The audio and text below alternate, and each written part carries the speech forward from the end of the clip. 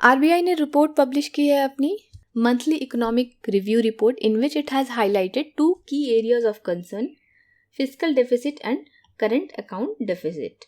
Finance ministry ने भी note of caution दिया है that twin deficit can be a big issue for India in the long run. So what is this twin deficit? Let us understand. When both fiscal deficit and current deficit occur at the same time. What is fiscal deficit? Fiscal deficit is the amount of money that the government has to borrow in any year to fill the gap between its expenditures and revenues. जब government के खर्चे उसकी आय से ज़्यादा हो जाते हैं तो उस पर्टिकुलर ईयर में उस गैप को फिल करने के लिए government has to borrow from the market. That is called fiscal deficit. Deficit यानी कि कमी और फिस्कल यानी कि उस फिस्कल ईयर में. फिस्कल डेफिसिट पूरी तरह से बुरा भी नहीं है, इसके एडवांटेजेस भी हैं. इसीलिए गवर्नमेंट के पास ये मैंडेट है कि उसको एक सर्टेन लिमिट तक फिस्कल डेफिसिट मेंटेन करना. जैसे अभी इंडिया में शायद विदिन 6% टारगेट है कि फिस्कल डेफिसिट मेंटेन किया जाए. अब फिस्कल डेफिसिट क्यों रखा जाता है, क्यों नहीं खर्चे कम करके आय ज़्यादा की जाती है? तो जनरली क्या होता है कि जब इकोनॉमी में डाउन टर्न चल रहा होता है और प्राइवेट सेक्टर इन्वेस्ट नहीं कर रही होती है क्योंकि डिमांड ज़्यादा नहीं होती, उस समय पब्लिक एक्सपेंडिचर जो है मार्केट में नेसेसरी डिमांड पैदा कर सकती है. साथ ही साथ क्या होता है, अगर प्राइवेट इन्वेस्टर्स बोरो नहीं कर रहे हैं और गवर्नमेंट भी बोरो नहीं करेगी तो इंटरेस्ट रेट बहुत ज़्यादा गिर जाएंगे. तो इसको रोकने के लिए गवर्नमेंट बोरो करती है. जब गवर्नमेंट बोरो करने लगती है तो ऑब्वियसली इंटरेस्ट रेट ज़्यादा नहीं गिरेंगे क्योंकि डिमांड रहेगी. क्या होता है कि जब ज़्यादा पैसा होगा बैंकों के पास तो उनको लोगों को लालच देने के लिए वो लोग इंटरेस्ट रेट कम करेंगे कि आप आइए, हम बहुत कम रेट पे आपको इंटरेस्ट दे रहे हैं. लेकिन बहुत ज़्यादा इंटरेस्ट रेट कम हो जाना और फिर भी डिमांड पे कोई असर नहीं पड़ना, इसको बोलते हैं लिक्विडिटी ट्रैप. सो जब गवर्नमेंट बोरो करती है तो इस लिक्विडिटी ट्रैप से बचा जा सकता है. इसीलिए फिस्कल डेफिसिट जो है वो एक इम्पॉर्टेंट टूल भी है फिस्कल पॉलिसी का. फिस्कल डेफिसिट के डिसएडवांटेजेस क्या हैं? डिसएडवांटेज ये है कि जब गवर्नमेंट ही बहुत ज़्यादा बोरो करने लगेगी मार्केट से तो प्राइवेट इन्वेस्टर्स को देने के लिए पैसा नहीं होगा मार्केट के पास. क्राउडिंग आउट इफेक्ट जिसको कहते हैं कि बहुत ज़्यादा क्राउड हो गया. अब गवर्नमेंट बोरो कर रही है और वो रेवेन्यू एक्सपेंडिचर के लिए बोरो अगर कर रही है, रेवेन्यू एक्सपेंडिचर मीन्स कि डे टू डे खर्चे के लिए अगर वो बोरो कर रही है, not for capital expenditure. Capital expenditure क्या है? जब एसेट बिल्ड करने के लिए खर्च किए जाते हैं, जैसे रोड्स हो गया, बिल्डिंग्स हो गए, इंफ्रास्ट्रक्चर पे जो खर्च किया जाता है उसको कहते हैं कैपिटल एक्सपेंडिचर.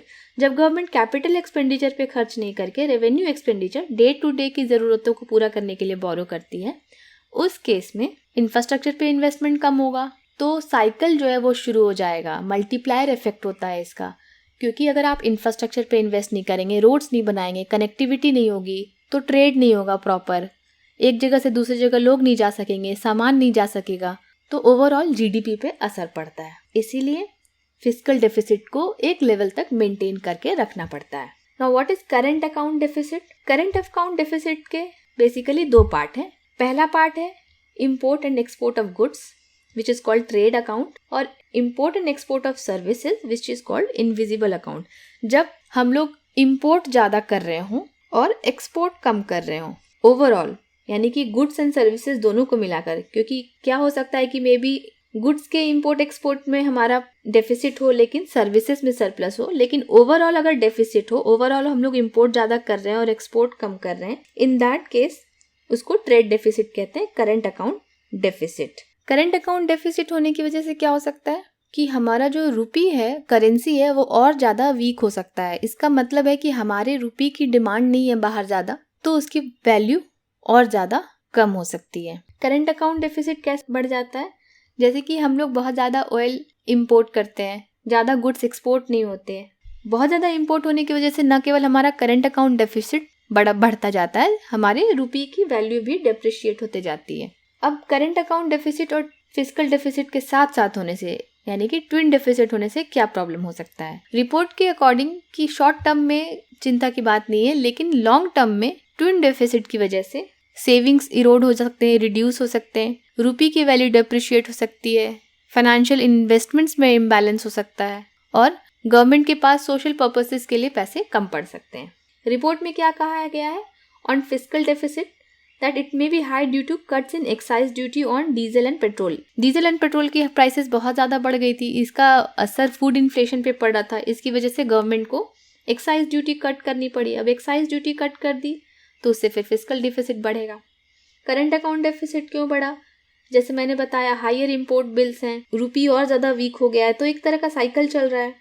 इमर्जिंग मार्केट्स से फंड्स निकाले जा रहे हैं, क्योंकि बाहर में इंटरेस्ट रेट अगर यूएस यूरोप में बढ़ा दिए जाते हैं तो यहाँ से लोग पैसे निकाल के ले जाएंगे। क्या करने को कहा गया? What needs to be done? Trim revenue expenditure, यानी कि जो गवर्नमेंट खर्च कर रही है डे टू डे में उसको कमी करना, उसको रैशनलाइज करना। जैसे कि अभी फाइनेंस मिनिस्ट्री ने एक नोटिस जारी किया था गवर्नमेंट ऑफिसर्स के लिए कि वो कम से कम खर्च करें, अपने ट्रैवल्स पे टिकट्स को एडवांस बुक करें, कैंसिलेशन ना करें। तो इस तरह से रेवेन्यू एक्सपेंडिचर को रैशनलाइज करने की कोशिश की जाए। रैशनलाइजिंग नॉन कैपेक्स एक्सपेंडिचर, यानी कि non capital expenditure to avoid fiscal slippages, क्योंकि कैपिटल एक्सपेंडिचर तो जरूरी है, वो कंट्री की ग्रोथ के लिए, जीडीपी के ग्रोथ के लिए जरूरी है। तो जो नॉन कैपेक्स एक्सपेंडिचर है उसको रैशनलाइज किया जाए। Use tight monetary policy to achieve fiscal consolidation. जैसे आरबीआई बार बार रेट्स बढ़ा रही है तो उसको कहते हैं टाइट मॉनेटरी पॉलिसी।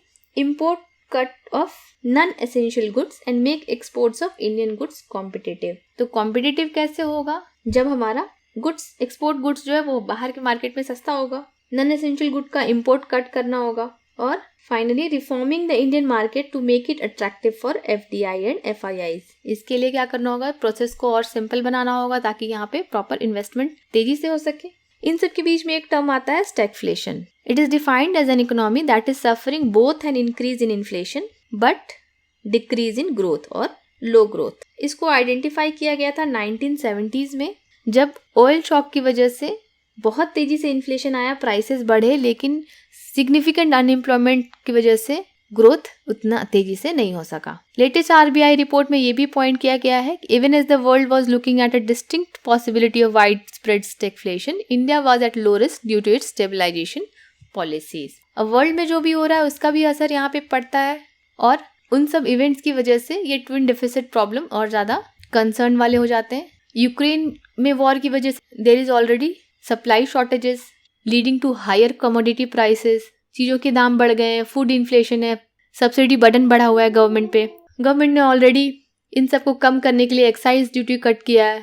इस एक्साइज ड्यूटी को कट के बाद गवर्नमेंट पे लगभग 85,000 करोड़ का घाटा लगा है। इतना पैसा उसको फॉरगो करना पड़ा है for this excise duty cut in the current year. War अगर बढ़ता जाता है तो जो फिस्कल डेफिसिट टारगेट है फिस्कल ईयर 2023 के लिए जो कि 6.9% है, मे भी गवर्नमेंट उसको नहीं मैनेज कर सके, यहाँ तक नहीं रह सके, इससे ज़्यादा हो जाए। जब फिस्कल डेफिसिट बढ़ेगा तो करंट अकाउंट डेफिसिट भी बढ़ेगा, क्योंकि दोनों ही रिलेटेड है। रुपी की वैल्यू कमज़ोर होगी तो कॉस्टलियर इम्पोर्ट्स हो जाएंगे। This will further weaken the value of the rupee and further aggravating external imbalances. तो ये एक रिस्क क्रिएट करेगा और एक साइकिल शुरू हो जाएगा वाइडर डेफिसिट्स का। That is why twin deficit जो है वो लॉन्गर रन में कंट्री के लिए अच्छा नहीं होता, ये करेंसी को वीक करता जाता है। So this was all about twin deficit issue. ऐसे ही वीडियोस के लिए सब्सक्राइब करें हमारा चैनल। मिलते हैं अगले वीडियो में। Thanks for watching. Have a nice day.